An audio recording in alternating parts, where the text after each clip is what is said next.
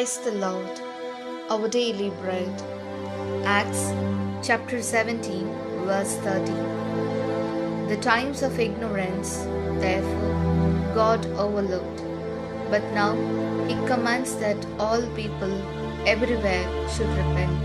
O Almighty God, thank you for giving this wonderful verse. May your presence showers on us.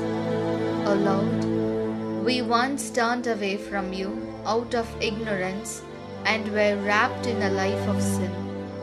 But you, the Son of God, redeemed us from all our sins through suffering.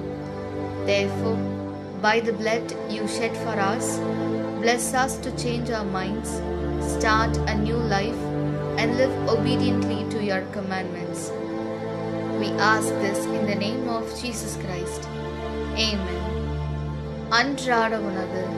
திருத்துதர் பணிகள் அதிகாரம் 17 இறை வார்த்தை 30. மக்கள் அறியாமையில் வாழ்ந்த காலத்தில் கடவுள் இதனை பொருட்படுத்தவில்லை. ஆனால் இப்போது எங்கும் உள்ள மக்கள் யாவரும் மனம் மாற வேண்டும் என்று அவர் கட்டளையிடுகிறார். அன்பின் தகப்பனே, இன்றைய நாளிலே இந்த இறை மன்னாவை கொடுத்ததற்காக நன்றி ஆண்டவரே. இறைவா, முன்பு ஒரு காலத்தில் அறியாமையினால் உம்மை விட்டு விலகி பாவ வாழ்க்கையில் சிக்குண்டு கிடந்தோம். ஆனால் நீர் இறைமகனாயிருந்தும் துன்பங்கள் வழியே எங்கள் அனைவரின் பாவத்திலிருந்து எங்களை மீட்டீர். எனவே எங்களுக்காக நீர் சிந்திய இரத்தத்தை முன்னிட்டு மனம் மாறி புதிய ஒரு வாழ்க்கையை துவங்கி உமது கட்டளைகளுக்கு கீழ்ப்படிந்து வாழ எங்களை ஆசீர்வதியும். ஆமீன். അന്നുള്ള ഭോജനം. അപ്പോസ്തല പ്രവർത്തനങ്ങൾ 17 അധ്യായം 30 വാക്യം. അന്യതയുടെ കാലഘട്ടങ്ങളെ ദൈവം കണക്കിലെടുത്തില്ല.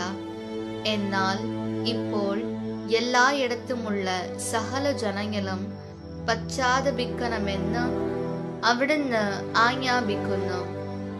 ദൈവമേ, ഞങ്ങൾ അറിയാத കാലത്തെ ചെയ്തു പോയ കുറ്റങ്ങൾ പാപങ്ങളെല്ലാം അങ്ങ് ക്ഷമിക്കുന്നു. ഞങ്ങളുടെ പാപങ്ങൾക്കായി അങ്ങ് തിരുരക്തം സിന്ധിയല്ലോ. അങ്ങയുടെ ശക്തിയാൽ ഞങ്ങളെ നിറയ്ക്കണമേ. ഞങ്ങൾ പാപം വെടിഞ്ഞ് ഒരു പുതിയ ജീവിതം ജീവിക്കുവാൻ ഞങ്ങളെ അനുഗ്രഹിക്കണമേ. ആമേൻ.